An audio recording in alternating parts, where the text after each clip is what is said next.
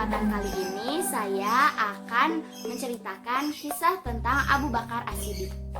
Abu Bakar lahir di kota Mekah pada tahun 572 Masehi. Abu Bakar lahir 2 tahun setelah kelahiran Nabi Muhammad SAW.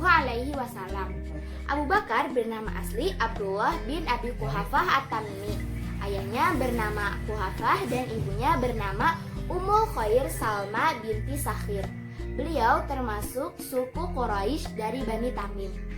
Abdullah bin Abi Quhafah diberi julukan Abu Bakar oleh Rasulullah SAW. Abu yang berarti bapak dan bakar berarti segera atau pagi. Diberi julukan Abu Bakar karena ia sering menjadi pelopor kebaikan. Abu Bakar juga diberi gelar As-Siddiq, artinya yang membenarkan, karena beliau orang yang selalu membenarkan tindakan dan ajaran Rasulullah SAW.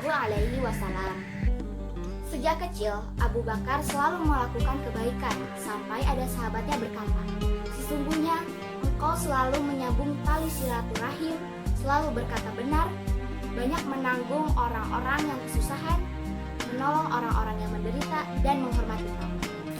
Abu Bakar juga termasuk golongan orang yang pertama kali masuk Islam atau yang disebut juga dengan as-sabiqun al-awwalun. Abu Bakar merupakan sahabat Nabi yang paling setia mendampingi Nabi dari awal masuk Islam hingga Nabi wafat. Ketika Rasulullah SAW hijrah dari Mekah ke Madinah, Abu Bakarlah yang menemaninya. Pada saat itu, hari Kamis tanggal 27 Safar tahun ke-14 kenabian, Rasulullah SAW mendatangi rumah Abu Bakar pada tengah hari. Abu Bakar pun berkata, "Demi Allah, sesungguhnya beliau tidak akan kemari pada saat begini, kecuali ada urusan penting." Beliau mengabarkan kepada Abu Bakar bahwa Allah Subhanahu wa Ta'ala telah mengizinkannya hijrah ke Madinah. Pada hari yang sama, kaum kafir Quraisy sedang mengepung rumah Rasulullah SAW. Mereka berencana untuk membunuhnya. Setelah lewat tengah malam, mereka yakin inilah cara yang tepat untuk menghentikan dakwah Rasulullah kepada Islam.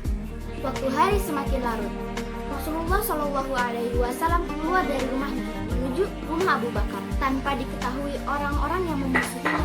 Lalu mereka berdua keluar dari kota Mekah sebelum fajar menyingsing.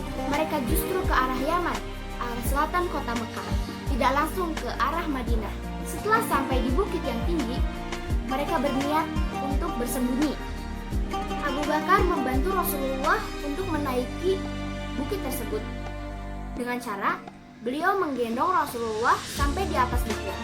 Mereka akan bersembunyi di sebuah gua. Gua tersebut yang dinamakan Gua Sur. Sebelum masuk ke dalam gua, Abu Bakar memastikan apakah gua tersebut aman. Beliau berkata kepada Rasulullah, "Wahai Rasulullah, sebaiknya aku terlebih dahulu yang masuk ke dalam gua tersebut, karena jika terjadi sesuatu, akulah yang terkena." Abu Bakar pun masuk ke dalam gua tersebut. Kemudian ia membersihkannya. Setelah bersih, Abu Bakar pun menyuruh Rasulullah untuk masuk ke gua tersebut. Setelah masuk ke dalam gua, Rasulullah SAW pun menyandarkan tubuhnya ke sebuah batu. Pada saat itu, kaki Abu Bakar tersengat oleh hewan berbisa. Abu Bakar menahan sakitnya agar tidak membangunkan Rasulullah. Tetapi saking sakitnya, Abu Bakar pun menangis dan air matanya mengenai wajah Rasulullah SAW. Rasulullah pun terbangun dan berkata kepada Abu Bakar. Beliau bertanya, "Apa yang telah terjadi, Abu Bakar?" Abu Bakar pun menjawab, "Saya telah tersengat hewan berbisa." Kemudian Rasulullah SAW pun meludahi kakinya. Kemudian rasa sakitnya pun hilang seketika.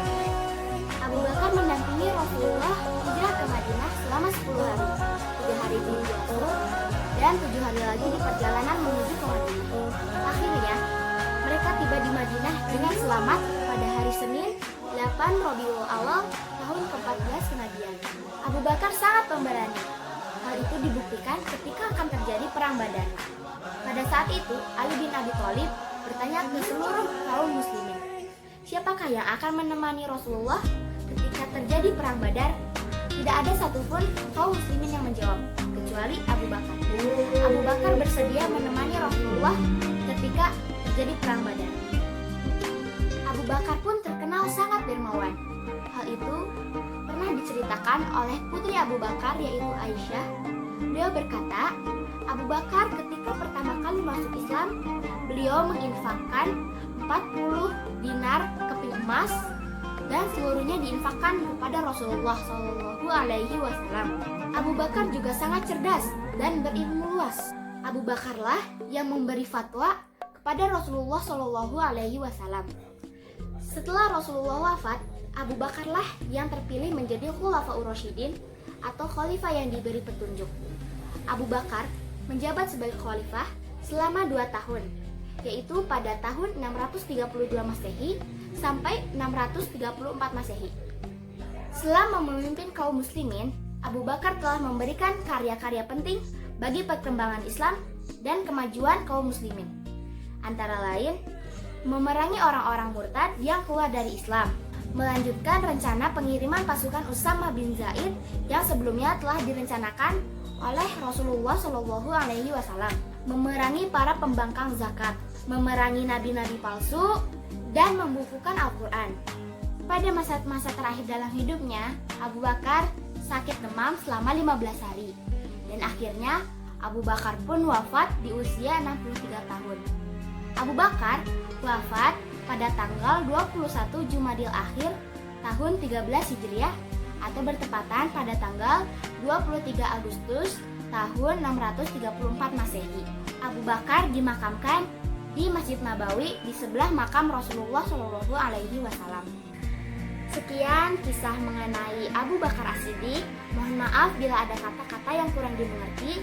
Wassalamualaikum warahmatullahi wabarakatuh.